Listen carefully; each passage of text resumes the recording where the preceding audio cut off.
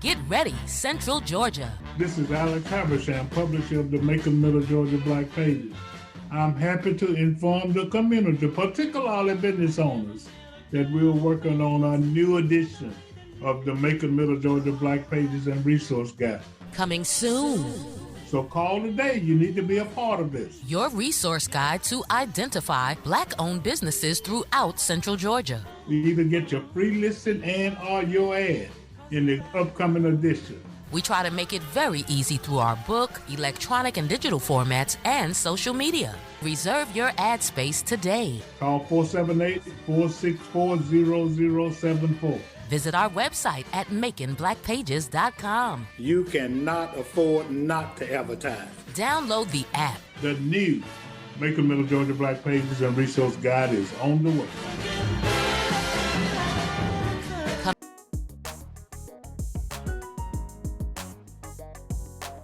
I always jump at the opportunity to try to uplift business, uplift community participation, uplift young people, and particularly young brothers, young African-American males. So I'm chomping at the bit, to interview this young man who has done a phenomenal job. And we kind of got similar histories in that we are products of public housing, and we don't hide it, and we are proud of it. All right. The other kind of history that we have is that we understand that we have an obligation to give back and not to forget where we came from. So today I have with me Mr. Stephen Jackson. What's going on?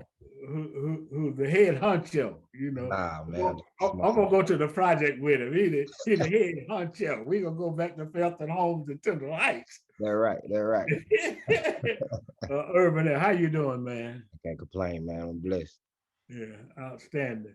First of all, tell us a little bit about it. Go kind of way back and tell us a little bit about your upbringing, and then you can just walk us through some of your experience and what kind of motivated you to start business and what kind of events happened so that you can get into business, and then we'll just kind of take it from there. Okay. Thanks for having me. It's an honor. It's a pleasure, to sit down in front of greatness. You that guy. So I appreciate you for having me on, man. Nah, man. I'm from the south side of Macon, Ponce de Leon. I grew up, 9 of us. I have 6 brothers, 1 sister. So, the things that happen in poverty and public housing and things of that nature. Just growing up in it and seeing it, and knowing what I didn't want to be and knowing what I didn't want to turn out. So I took a different route, a different approach, but I wouldn't change anything for the world. Growing up there, it made me who I am today. Taught me how to deal with adversity, taught me how to deal with, anything and everything, that I would be presented with in my future. So I wouldn't change anything. I actually love where I come from. Yeah, I do too, man. I feel the same way. So what you did, how did you happen to go, and what you do after you finish high school? So when I actually graduated from Warner Robins, so we moved to Warner Robins when I was like 10 or 11. But I always commuted back and forth to Macon. My grandmother, who actually still has a house on Hampton Street in Macon, would visit frequently. And also I have a grandmother who had a house on Edna Place on the west side of Macon. But to answer your question, when I graduated from Warner Robins High School, I just knew I wasn't going to go to school. I had already had a son. I had my son when I was in 11th grade. Right. So I was in provide mode. I just wanted to provide for him. So I started working at FedEx. I was a FedEx jumper. They call it a jumper, the person who sits beside the driver. So I was that for a while. I used to wash the trucks. I used to load the trucks. I used to do all of that. And then eventually, I got a little nosy and asked, how could I own one of these trucks? So, it started all there. That's what started it off for me. Just had the entrepreneur bug in me. I had it since I was young, and I used to sell candy, whatever, rake yards, cut grass, whatever. I just always wanted to be an entrepreneur and work for myself. So that's kind of what, sparked the interest in me. And I didn't think it would get here to urban air, you know, or owning a fleet of trucks, but that's what turned out for me. So you still do trucking? You just started with one truck and Oh, now you- yeah, I still do trucking. so I love it. so you got a transportation business too. Yeah, Yeah. Now, what does that entail? I mean, are the tractor trailers or is it just? tra- tractor trailers and the box trucks. Yeah, you don't have to be so honest. Go humble. Go ahead. I got Go a little ahead, stuff man. going on, man. You know, I got the tractor trailers and the box trucks with FedEx, as well as some line hauls on the side that hauls freight. That's outstanding, man. That's outstanding. Okay, so now tell us a little bit about urban air, and we don't want to get so deep until this conversation until we don't talk about giving back, the importance of giving back, and some of the activities in which you have been involved in as it relates to giving back. Let's talk about urban air though. Start at the beginning, how it happened and what did it evolve into. Okay. So it And all first, tell people what urban air is too. so Urban Air is a FEC, Family Entertainment Center. 53,000 square feet under one roof. We provide everything from go-karts, laser tag, trampolines, rock climbing walls, zip lining, bumper cars, golf simulators, full cafe. It's a lot. So we have under over 20 attractions under one roof. And I'm a family man, so I'm always with my kids. If you see me, you've seen me. I'm always with my youngins. So I was actually on a business trip, and we walked inside of Sky Zone, and a young lady behind the desk was telling me about urban air. She was like, "If you guys like this, y'all love urban air."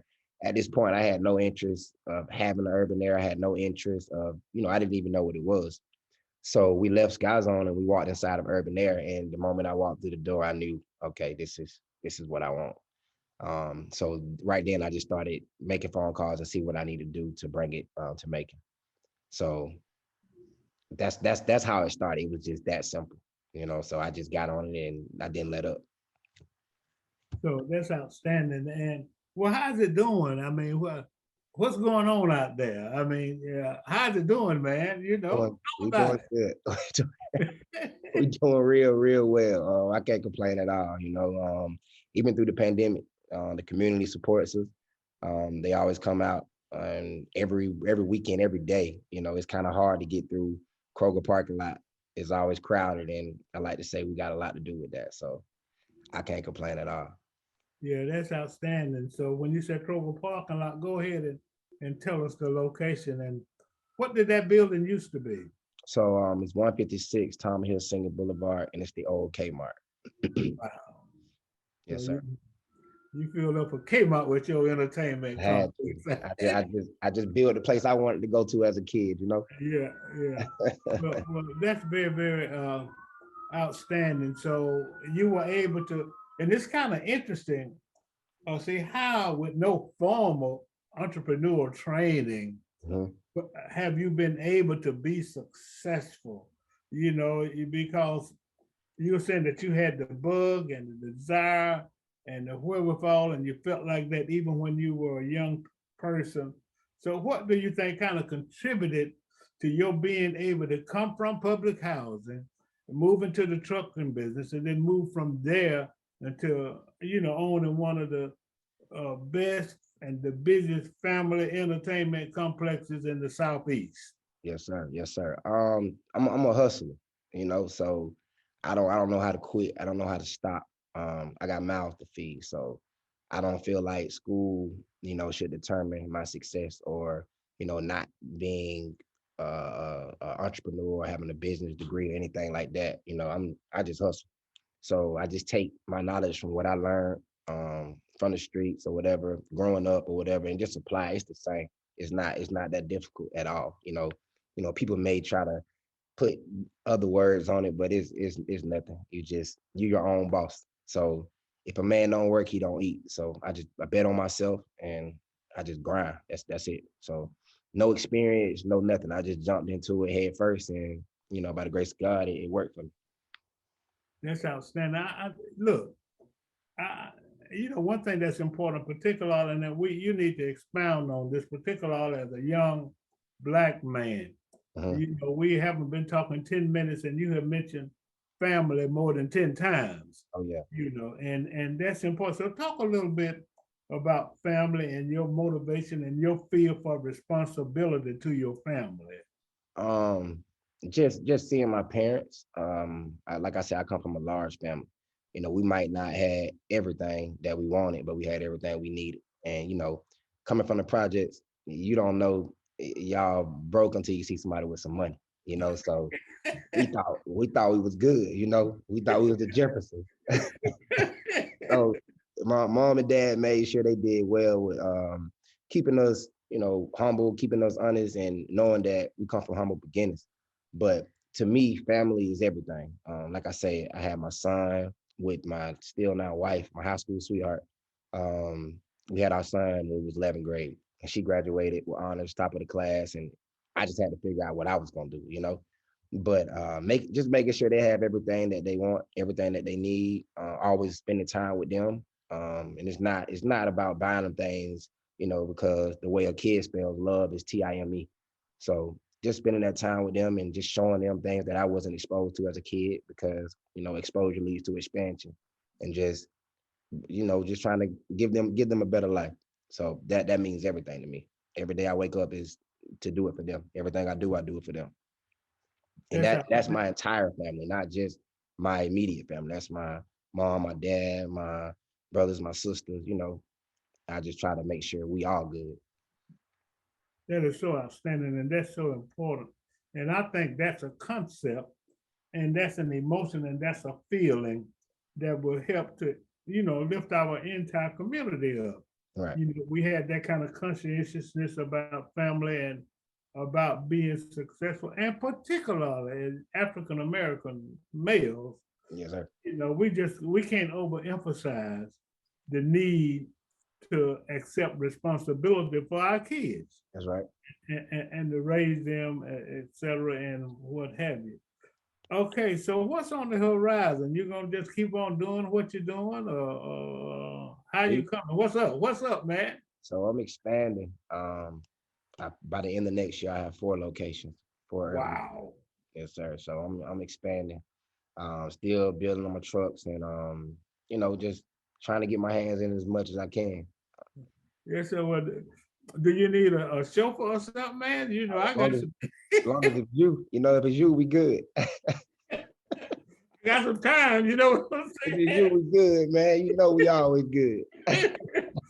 Well, that's so outstanding, and I wanna just take a break right here and congratulate you. And I also want to take a break to emphasize to the viewers and listeners that you are a model, as it relates to what can be done in our community and by our young people and by, our young brothers. You are a model as it relates to how to have an idea and to bring that idea to fruition. And then after having done that, not get the big head, Right. but to stay humble, to take care of your family and also be involved in the community. So I understand that there have been several things that you've done, several initiatives, several actions that you have taken as it relates to community involvement. Talk a little bit about those. Yeah, so I always try to make sure I do my part. Because like I say, without the community, I wouldn't be able to be where I am right now. So it's always important to me that the first thing I do is outline everything that I want to do for the community for the year. So I'm always gonna do a book bag giveaway. Excuse me. I'm always gonna do a school supplies, shoes, turkey drive, toy drive. However I can help, I'm always ready and willing to make sure I do my part, because God didn't bless me with all this just to keep it to myself. And I want to inspire kids. They see someone that look like them, that come from where they come from, to know that they can do it as well. So it's always important to me to go back home and just hang out with them, talk to them, hear what's on their mind, hear their thoughts and their concerns, and see if I can attribute in any kind of way. So I'm real, real close to my community where I'm from, and not just where I'm from, just kids in general. they take a liking to me because I'm always at the basketball games, supporting them and, things like that. So you can always find me over there. That's outstanding. And I understand that you've done some specific things over there. What, Felton Homes, Oh yeah, Pendleton Homes, Pinnacle Home, Pinnacle they Home. always good. They always good with me. That's where I'm from. So I'm always gonna be over there. Haven't you done some things over there to kind of uplift and improve the community?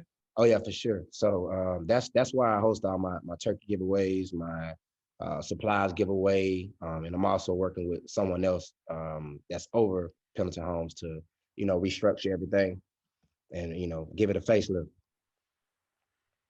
That's outstanding. That's So, outstanding. yes, sir, most definitely. Okay, now, so let's talk a little bit more about Urban Air. Well, first of all, before we go over there on Tom Hill, so are the other three open, or are you just in the process of getting In three the more? process, we just have the territory rights. So by the end of the next year, they'll all be open, up and running. So in other words, you got like the franchise for a certain area to do all of them. Yes, sir. That's right. And you're gonna take advantage of every one, huh? Got to. I got to. I got to. If I don't do it, somebody else will. That's right. That's right. Ain't no sense in letting those rights Right. go to waste. Well, let's talk a little bit more about Urban Air and where it's located and how one can get tickets, and if somebody wants to bring a group or things of that nature. Although you're busy, let's just talk about the experiences of the family entertainment complex, how you get in, blah blah blah. Okay. So we do walk-ins and we also do reservations. We host birthday parties. I think this past weekend, I think we had 70 birthday parties. So 70. yes, sir. Wow. Yes, sir. Okay. I'm trying to get like you, man. I want Yeah, man. Well, I'm trying to be your driver. That's what I'm trying to do. I'm trying to get like you, man. But yeah, so prices range from our basic pass, which is $11.99, to our platinum pass, which is $41.99. The basic pass is, kind of like for the younger kids, like our soft play area, the smaller trampolines and things of that nature. And then our platinum pass is one pass, and you can stay as long as you want, and you can do anything in the park. That's outstanding. Yes, sir. Outstanding. And are you open? What days are you open? Every day, 7 days a week. You can come see me every day, man. 7 days a week. That's right. Is outstanding. Well, take a minute, if you would, and just talk to someone. And I know you do it for most of the people in Pendleton Homes and other people you come in contact with. Why don't you just take a minute, to kind of address other members of the community, particularly young brothers and not so young brothers, because I think, Steve, and I don't know whether I even told him your name, man. This is a call to action. I'm your host, Alex Habersham, interviewing Mr. Stephen Jackson, entrepreneur, the owner, the receptionist and the chief bottle washer of Urban Air Family Entertainment Complex, Stephen Jackson, that we're very proud of. So just kind of give a little shout out, a little pep talk or what have you, to the other young African-American males out there as an indication of encouragement or what have you, because I really am very, very concerned that because somebody, we need more people like you so the torch can be passed and our generation, your generation can continue to flourish. Yeah. With the youth, I think it's a plethora of different things. First and foremost, being a product of your environment, we gotta stop using that as an excuse. It's a lot of truth to it because how can you be something that you can't see? If you don't see no one that looks like you, or they don't come home and try to encourage you, I can understand how they can go astray. But a lot of it is, I think they just misunderstood a lot. At the end of the day, I think the root of everything is they just want to make some money, but the way that they do it leads to other things, So I would encourage them to, if school is not for you, get a trade. If a 4-year degree is not for you, go get a good paying job, and stop trying to chase money, because if money is what you're chasing, you'll be running for the rest of your life. Just try to chase peace, happiness, and just have a steady mind, great energy. But it's easier to say it than to do it. Like I say, I try to understand them, and that's why I have these in-depth conversations with the youth to see like what is the root of the problem. So I just think we just got to listen to them more, do more for them. That's why I make sure I try to hire as many of them as I can, just to give them a chance. But I think it's like I said, I think it's more so of us taking accountability for what we created as a community. So you think that maybe we need to have more community support for our kids, and rather than trying to just complain about them and fuss at them and all of that, that maybe we need to try to generate some initiatives. And I know that you're just as concerned as I am Oh yeah, for sure. about all the homicides in the community. Yeah, that's devastating. Every time I hear something, or I read something, the first thing I do, I look up the name, and I pretty much know all of the younger kids. And it's just, I'm just tired of losing them. But to answer your question, yes, I do think we need more community help, because it takes a village.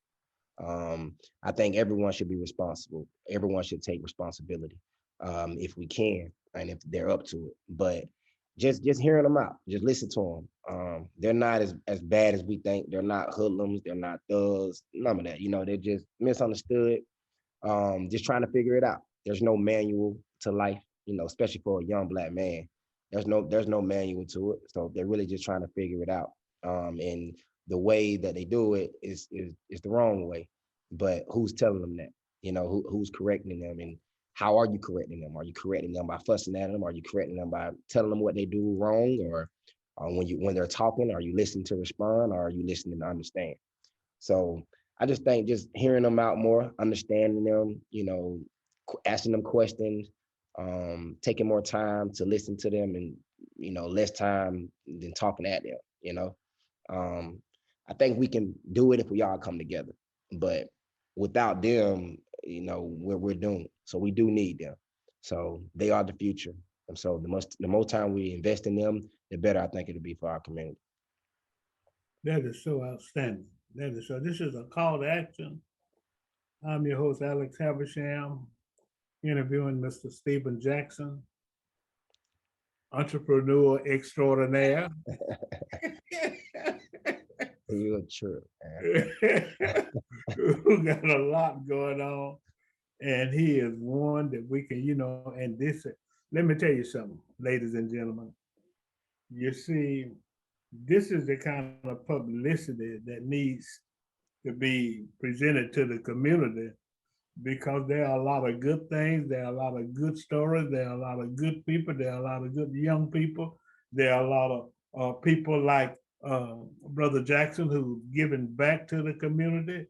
And, and one way to dispel the lack of hope is to understand and realize and promote individuals like Stephen here, who's the owner of not only Urban Air and soon to be 4 Urban Airs, Right. but also is the owner of a trucking company.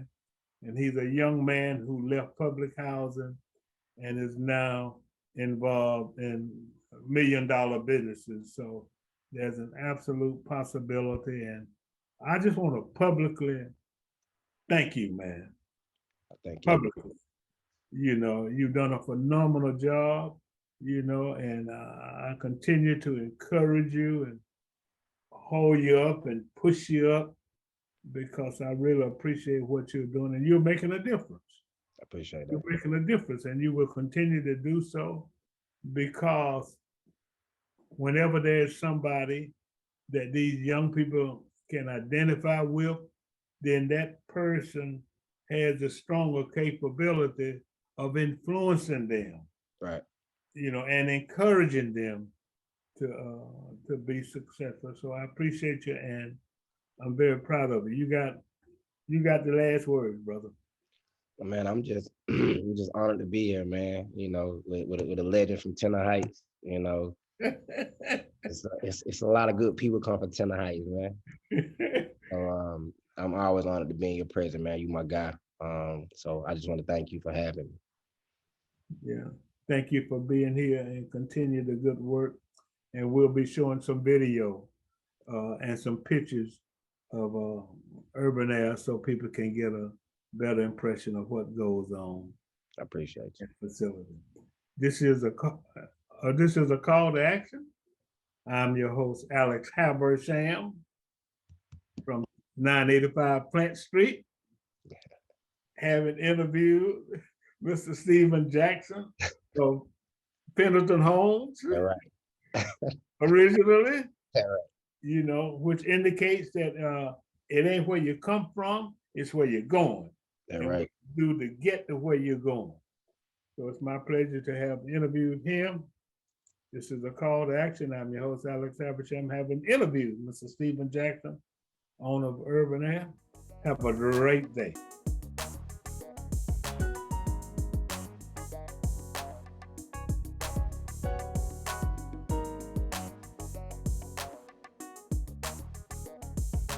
www.makingblackpages.com. Get ready, Central Georgia. This is Alex Habersham, publisher of the Macon Middle Georgia Black Pages. I'm happy to inform the community, particularly business owners, that we're working on a new edition of the Macon Middle Georgia Black Pages and Resource Guide. Coming soon. So call today. You need to be a part of this. Your resource guide to identify Black-owned businesses throughout Central Georgia. You either get your free listing and or your ad in the upcoming edition.